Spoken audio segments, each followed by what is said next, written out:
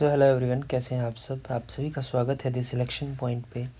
और मैं हूं आनंद। आज की जो हमारी क्लास है वो 6th क्लास है और हम लोग जो कवर कर रहे हैं वो डेली 50 क्वेश्चंस ऑफ हिंदी हम लोग कवर कर रहे हैं। और साथ में आपको एक चीज़ ध्यान रखनी है कि ऐसे जितने भी प्रश्न हैं जो आप लोगों को नहीं आते हैं, या अगर आज आप 6th एपिसोड देख रहे हैं तो इसका मतलब ये नहीं है कि आपको पीछे के नहीं देखने हैं। हाँ ठीक है, इसका कोई लिंक नहीं है आपस में कि आप पहला नहीं देखोगे तो दूसरा समझ नहीं आएगा। लेकिन इम्पॉर्टेंट ये है कि जितनी ज़्यादा आप क्वेश्चंस की प्रैक्टिस करेंगे उतना ज़्यादा आपका क्लियर होगा। तो चलिए बिना देरी किए हुए आज हम अपना 6th एपिसोड शुरू करते हैं। चलिए शुरू करते हैं पहले प्रश्न से। तो पहला प्रश्न क्या कहता है, केवल अनुमानतः सर्वथा यह किस विशेषण के प्रकार हैं। केवल मतलब मात्रा की बात हो रही है, अनुमानतः कितनी मात्रा, लगभग, सर्वथा मात्रा की जब भी बात होगी तो आपको पता है ना, आपको उत्तर क्या देना है, परिमाणवाचक देना है। वह जाए तो मैं आऊँ, जाए तो मैं आऊँ, दोनों भविष्यकाल की बात हो रही है। हेतु हेतु मत भविष्यकाल। कोई बच्चा नहीं खेलेगा, रेखांकित शब्द क्या है। आपसे पूछ रहा है कोई बच्चा नहीं खेलेगा। देखिए एक चीज़ समझिएगा, बच्चा नहीं खेलेगा और वो भी कैसा, कोई। तो सबसे पहली चीज़, कोई सर्वनाम है, समझ रहिएगा। और बच्चे की विशेषता है कोई, तो यहाँ पर हो जाएगा सार्वनामिक विशेषण। ठीक है, आगे बढ़ते हैं। राम धीरे धीरे पढ़ता है। धीरे धीरे क्या है, मैंने आपको अव्यय पढ़ाए हैं, क्रिया विशेषण अव्यय है। राजा भिक्षुक को दान देता है। कारक बताइए। जब भी दान की बात की जाएगी, काहे की बात की जाएगी, दान की। जब भी दान की बात की जाएगी कौन सा कारक आएगा, संप्रदान कारक आएगा। आगे है, निम्नलिखित में से कौन सा शब्द बहुवचन है। पौधा, लड़का, पुस्तक, प्राण। मैंने आपको क्लास में राइट कराया है कि प्राण क्या है, प्राण क्या है, बहुवचन है। आगे बढ़ते हैं। खिड़की किस प्रकार का शब्द है। तद्भव, देशज, विदेशज, वर्ण संकर। कौन सा है बताएंगे। खिड़की देशज शब्द है, देश में जन्मा हुआ है। अधिसूचना का अंग्रेजी अनुवाद क्या है। अधिसूचना को अंग्रेजी में क्या कहते हैं, नोटिफिकेशन कहते हैं। क्या कहते हैं, नोटिफिकेशन कहते हैं। राम अयोध्या के राजा थे में कौन सा चिन्ह युक्त हुआ है। आपसे पूछ रहा है निम्नलिखित में से कौन सा युक्त हुआ है। देखिए ये जो चिन्ह लगा हुआ है इसके बारे में यहाँ कहीं बात नहीं की गई, पुनरुक्ति सूचक चिन्ह की कहीं भी बात नहीं की गई है। लेकिन देखिए ये वाला जो चिन्ह लगा हुआ है, मैं कलर चेंज कर लेता हूँ, ये वाला पूर्ण विराम का, इसकी बात यहाँ की गई है। तो ये कौन सा हो जाएगा, पूर्ण विराम हो जाएगा। आगे देखते हैं। निम्नलिखित में से कौन व्यंजन अल्प प्राण है। अगर आपको याद होगा पहला, तीसरा, पांचवा अल्प प्राण होते हैं, ठीक है। तो यहाँ आ जाएगा चा। ठीक है, जिन शब्दों के अंत में आ आता है उन्हें क्या कहते हैं, अंत में आ आता है तो उन्हें अकारांत कहते हैं। वलय शब्द का अर्थ चिन्हित कीजिए। इसे क्या कहते हैं, वलय कहते हैं, तो गोलाकार घेरा। ठीक है, आगे बढ़ेंगे। अगला है, निम्नलिखित में असमानार्थक शब्द का चयन कीजिए। कौन समान नहीं है, इसकी बात करनी है। स्वर, आवाज, श्रवण, ध्वनि। देखिए स्वर का मतलब भी ध्वनि होता है, आवाज़ का मतलब भी ध्वनि, और ध्वनि तो कौन सा अलग है, श्रवण। तो उत्तर क्या हो जाएगा, श्रवण हो जाएगा। बहुत अच्छे, 13 प्रश्न हमने कवर कर लिए हैं। आगे बढ़ते हैं। इसमें कौन सा असमान है, वीर, निडर, शूर, डरपोक। वीर, निडर और शूर एक जैसे हैं जबकि डरपोक अलग है। ठीक है, आगे बढ़ते हैं। जन्म, मृत्यु, उगना, उत्पादन। जन्म, उगना और उत्पादन एक जैसे हैं जबकि मृत्यु अलग है। आगे है, फूल का तत्सम क्या होगा। फूल का तत्सम पुष्प होता है। कर्म का तद्भव क्या होगा, कर्म का तद्भव काम होता है। सब आपको याद होंगे। निम्नलिखित में वर्तनी की दृष्टि से कौन सा शब्द युग्म शुद्ध है। बारात, बसंत। देखिए बसंत नहीं होता है, वसंत होता है। ठीक है, तो ये हो जाएगा बारात, और बारात भी नहीं होता है, बारात होता है, वसंत होता है। मुकुंद किसका पर्यायवाची है। मुकुंद विष्णु जी का पर्यायवाची है। निम्नलिखित वाक्यों में से शुद्ध वाक्य है। मोहन और गीता गा रही है, गीता और मोहन गा रहे हैं, गा रहा है, मोहन और गीता गा रहे हैं। यही वाला सही है, मोहन और गीता गा रहे हैं। अगला प्रश्न है, एक बार कही बात को दोहराते रहना वाक्यांश के लिए एक शब्द। जब एक ही बात को बार बार कहा जाता है तो उसे पिष्टपेषण कहते हैं। चंगा तो कठौती में गंगा, क्या होता है? मन चंगा तो कठौती में गंगा। पाप का घड़ा भरने का अर्थ होता है कि पाप की पराकाष्ठा होना। ठीक है, सही कहावत पहचानिए। नाच न जाने वादन टेढ़ा, काम न जाने आंगन टेढ़ा। नाच न जाने आंगन टेढ़ा, बी ऑप्शन सही है, नाच न जाने आंगन टेढ़ा। अगला प्रश्न है, नदी का पर्यायवाची शब्द इनमें से कौन सा नहीं है?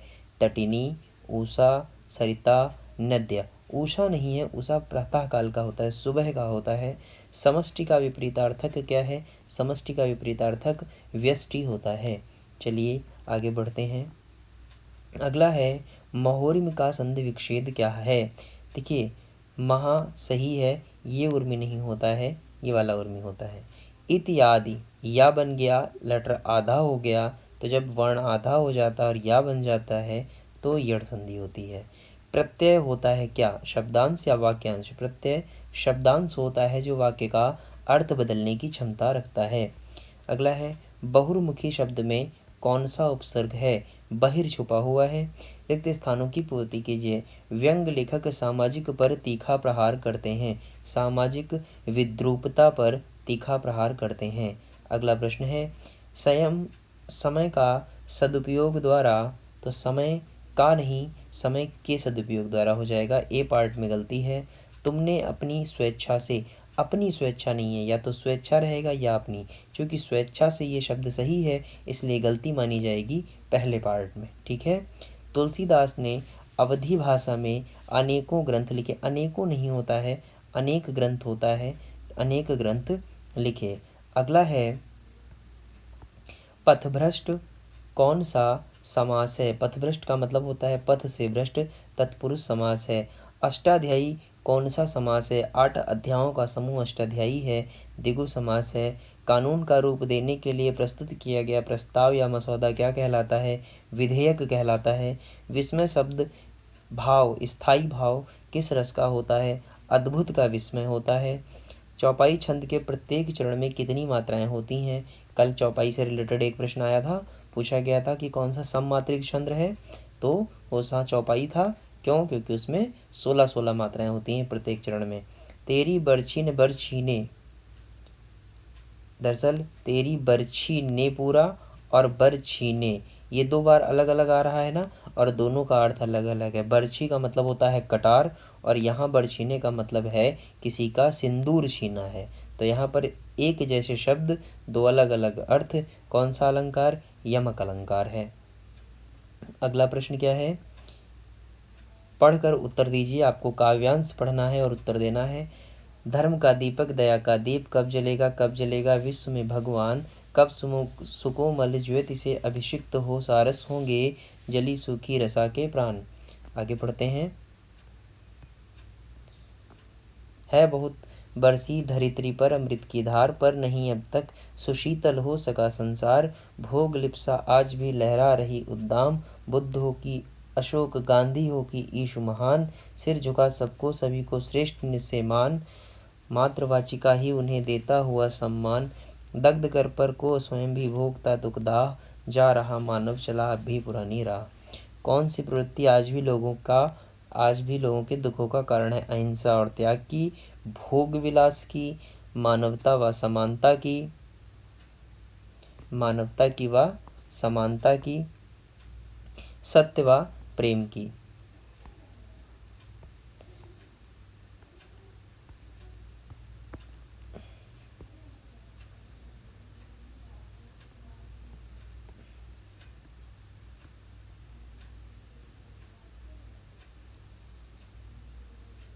ये देखिए,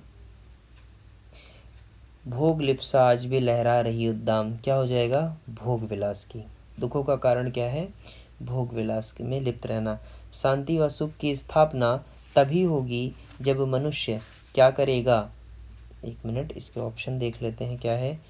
कार्य करेगा, बड़ों का आदर करेगा, नई राह पर चलेगा, या फिर पुरानी राह पर चलेगा।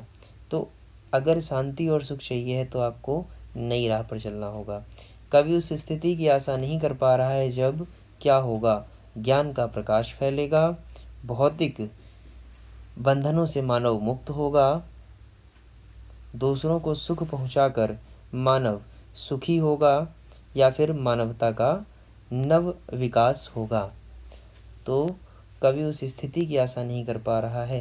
ओके, एक बार चेक करते हैं फिर से।